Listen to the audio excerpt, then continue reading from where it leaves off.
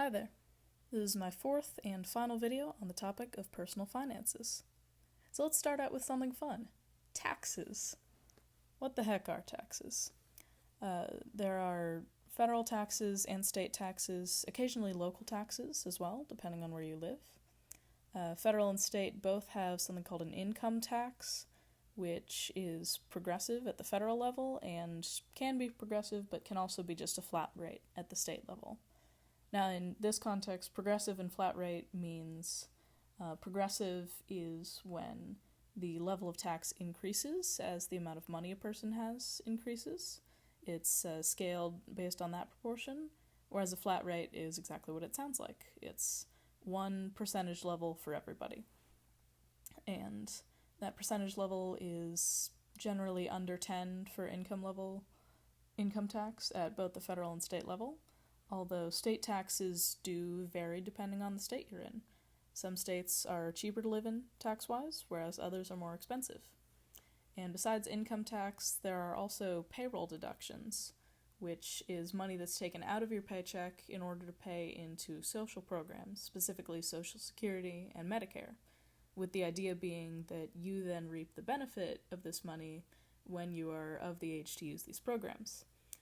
Right now, the Social Security tax rate is 6.2%, and then Medicare is 1.45%, so for a total of 7.65% taken out of your paychecks.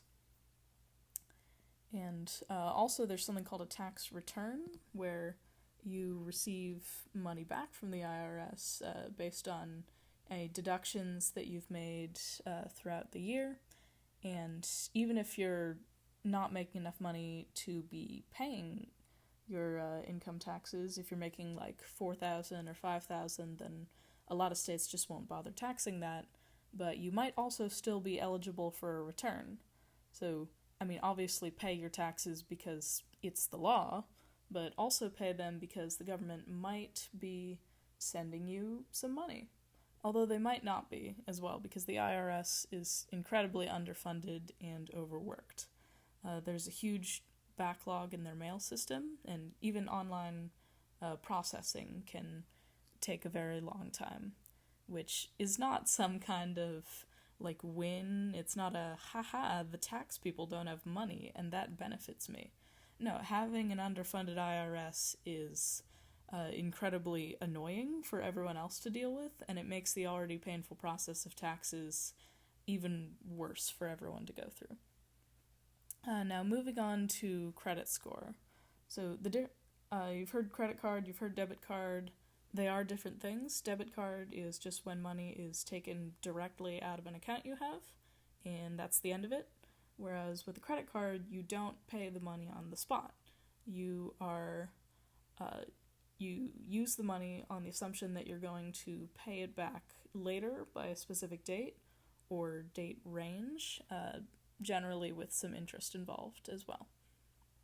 And good credit is earned by paying stuff on time, and it's incredibly important to maintain because it's used with apartment rentals, with cars, with basically any large-scale purchase that you're gonna want to make. And also, by the way, do not give out your bank information to even the most mildly untrustworthy of sources. Do not do it. Just don't. Because best case scenario, you have to go through the hassle of changing all that information and receiving new cards and getting new account numbers and having to update everything. Worst case scenario, you lose a bunch of money for no reason. So it takes a few seconds to verify the source that you're putting stuff into. Especially with online shopping, you're going to want to make sure that it's a reputable source and you're not getting scammed, because that is unfortunately way too easy. Now, moving on to loans, let's start with student loans. This is just the cheerful video here. Student loans are one form of financial aid that students can receive. They can also get grants and work-study programs. And student loans are it varies the amount you're going to pay per year depending on what your family is able to contribute or what you're able to contribute on your own. This can be evaluated using a FAFSA while you're doing your application process. And fun fact about student loans, they are not dischargeable either through bankruptcy or through death. So it's a significant responsibility that you're taking on, and that should be noted when you're doing it. Also, payday loans are one example of some pretty predatory lending generally. These are loans that are given out with the idea that you'll take out the loan before your payday, and then your payday comes and you pay it back. The barrier for this, though, is that the interest rates can be staggeringly high. The average is like 15 to 20%, which is already insane, but in some cases it's gone as high as 3,500%, which is absolutely ridiculous.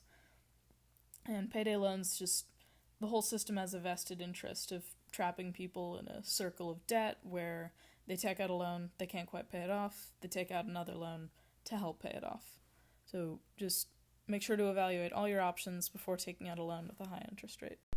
That's about it from me. Have a great day.